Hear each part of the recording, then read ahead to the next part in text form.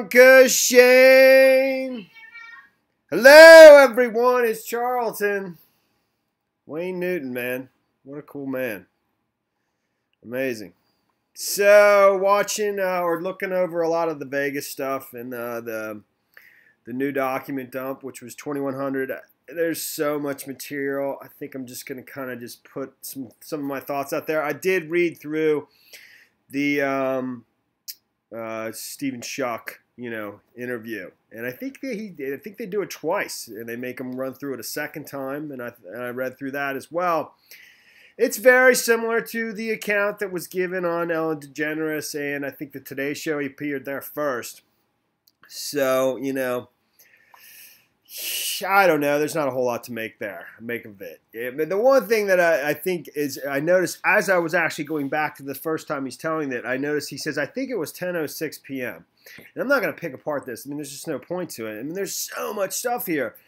But I did think that was a little on the humorous side. The fact that I don't know, how did he know it was 10:06 p.m.? But that comes to, I think this is at the heart of the matter. Danke, Schoen. So, I do think this is all about protecting the hotel. I mean, this is what a lot of this has to do with that. And, the thing that caught my attention in the previous dump, the 1,500-page document dump, was the BB gun, the pellet gun. The account by the dispatcher that they didn't call 911 and they called an ambulance first. Or first they sent up an armed guard to verify that it was in fact an active shooter. And they said the reason they did that is because the initial report by Jesus Campos was that he was fired at with a BB gun or a pellet gun. And that's just, I mean, really a crazy detail. How could anyone possibly confuse a BB gun, pellet gun with automatic bump stock fire through the door down the hallway? It's almost impossible. And it did definitely make me think that but as that is basically the liability of the hotel that we're talking about here, and why there's so much confusion. It's almost like it's meant to confuse. So but it also made me think of the the audio that was played on the Today Show. I don't know where it was played. And you hear Stephen Schuck, and at one point you hear Jesus Campos just for a second, and they're going back and forth with the dispatcher, and you can hear shots fired. How that would be confused with a pellet gun, but that's actually after Stephen Schuck arrived. So the pellet gun detail, that's a few moments before that. My point is that, why was there no audio of like the Jesus prior to Stephen Schuck showing up? And what I'm saying is it's almost as like, protocol in the security end of the hotel would be to make that call on a phone, not on something that would come up on dispatch, on a radio, because that's just how it's done for whatever reason. So that thought just kind of jumped into my head right now. Let me stop there and pick it up in a second, because these things are I'm just thinking as I'm processing this stuff, and I'm all over the place. I'm really just giving you my thoughts. Everyone else is doing a lot more work than I am. I understand that, and that's cool. I'm doing other things. So, all right, let me stop. Okay, another thought. In this, they showed, and actually he dug this up. Weg Oag, dude, I'm gonna find you and sub you right now. And where he somewhere in there, one of the officers reported 3 females in the room with Paddock. It says it was registered to Paddock and 3 other women. That's the only place I've ever heard of that. And it's funny because Weg Oag immediately thought of, he's got a clip on his Twitter feed with from Fight Club about the vibrator in the suitcase. But I mean, that's just immediately went into my head as well, is the account on the body cam, where the officers, they discussed that briefly, and it's in one of the suitcases, and that's what the wires coming out of it is. At least that's what they say. So I mean, they're saying it was registered to Paddock and 3 other females. That's a different story. I mean, I think that would need to be. I don't know where that comes from, but that's. I mean, I do think he had some, some females that were visiting him in that room, possibly that we don't have the details on. There were reports of prostitutes and stuff like that. Him actually playing poker with one that was there that I think maybe even was mistaken for Mary Lou Danley, and I still think that might be a real possibility. So that was another thing that was brought up in this latest document dump. And Danke, Schoen. So I lost my train of thought. One other thing before I finish this up, I almost forgot, and it's probably one of the most interesting elements here. And he talked about this, Doug Papa. I saw his interview. I mentioned this before on Aces Wild MMA's 2 backup channel. It's an hour-long interview with one of the local Vegas. He lives in Vegas. I didn't know that when I saw him on Tucker because he's always on the Baltimore Examiner. He worked in Vegas in security for 20 years, and besides being a former police officer, and he was head of security of the Riviera. So he knows a good amount about this, and he's relentless in the pursuit of answers. I'm almost reluctant to talk about what he reports on, just because I don't want to get anything wrong or whatever. Seriously, I mean, he's really he's just, you can see how he was a former cop, and he just gets to the bottom of things. Period. And he's just interested, and he wants to know. So, but one of the things he goes through here, and he talked about this in his interview with that local reporter on the radio station about, and this is the last thing he talked about in that interview, that when he was at home the night this happened, somebody came to him, I think he was on the phone with somebody, and said, listen, there's a terrorist attack going on.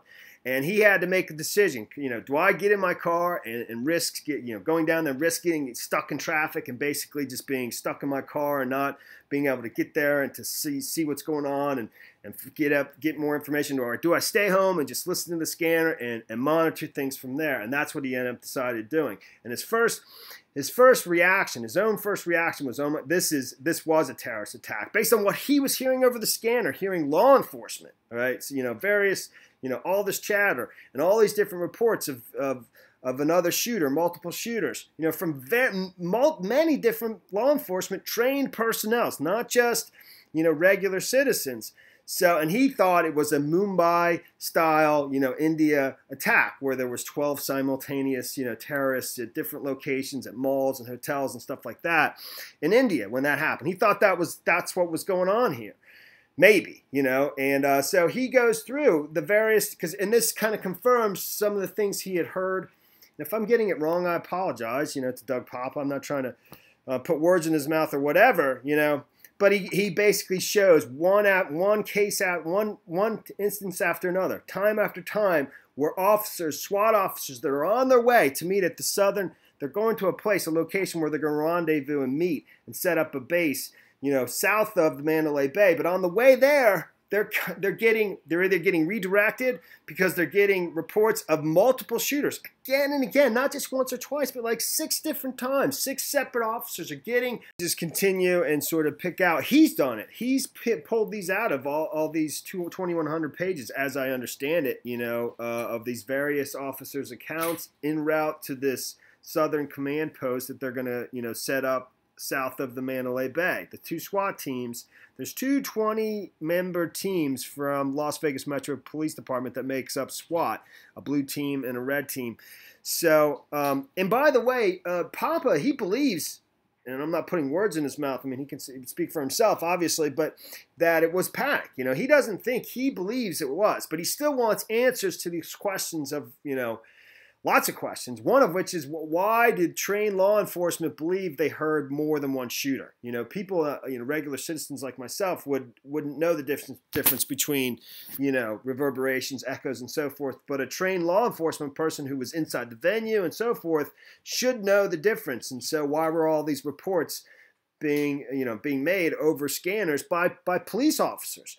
So, and one of the things he said is that, sometimes there's crazy nuts out there that'll just do this on purpose, just to screw with law enforcement. But he also was saying another possibility is that maybe, this is a huge maybe, that people were testing things out, like, would-be terrorists were testing things out and saying things over the scanners to see how law enforcement reacts to it and use that information for later attacks. I mean, that was just it's a very, but it makes, I don't know, it was an interesting idea. So, but if I could just quickly, I mean, there's one after another of officer after officer, stating the possibility of multiple shooters, multiple locations.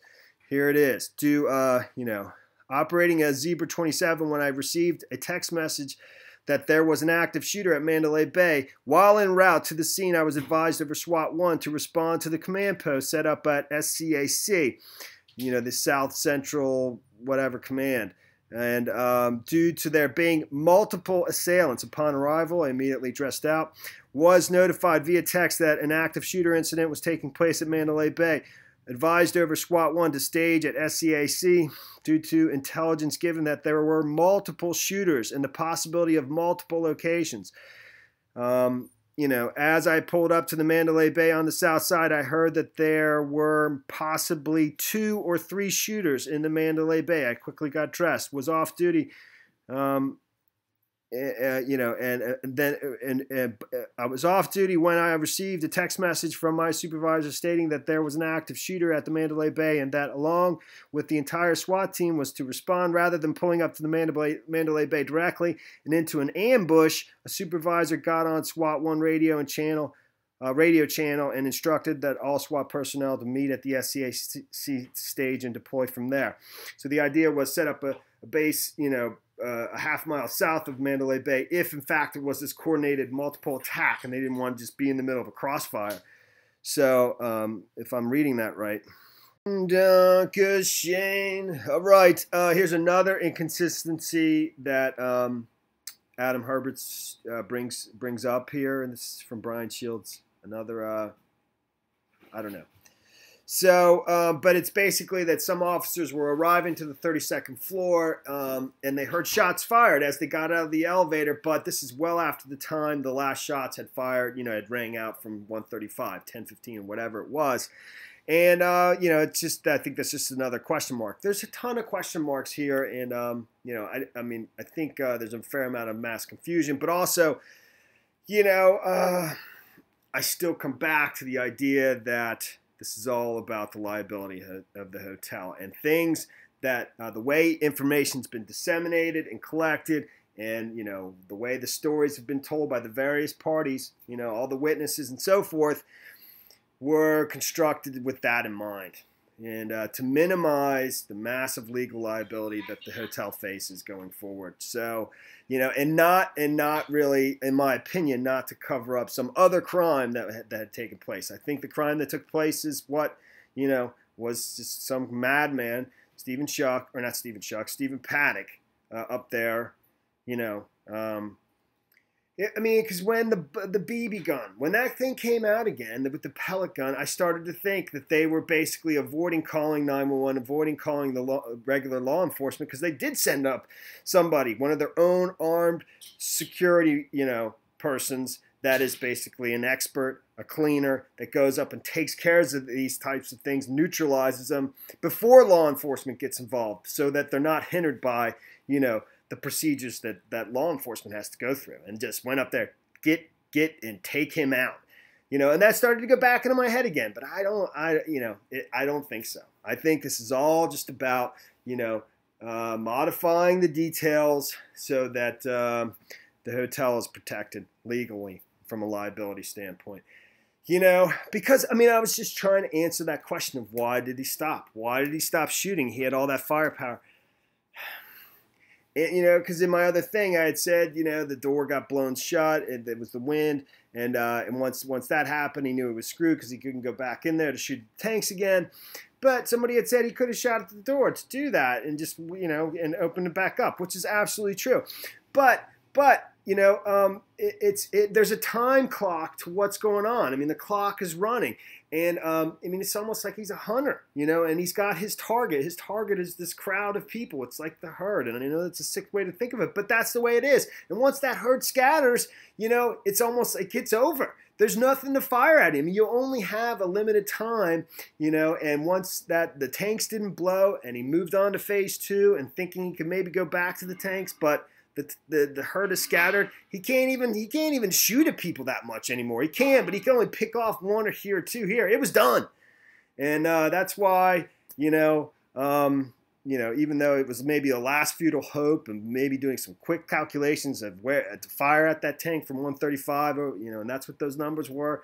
But, you know, it quickly set in that this thing it was done, and he blew his own head off, I think. And that was it, man. But all these other things, you know, all these problems, all these inconsistencies in the way the stories are told from the various employees of the hotel, you know, I think it's really comes down to protecting the hotel. That's what we're talking about here, not something else. But that's just my opinion. I'll continue to think about it. Thanks for watching my videos. Please subscribe to my channel. Give me a like down below. I will see you in the next video. Danke, Schoen.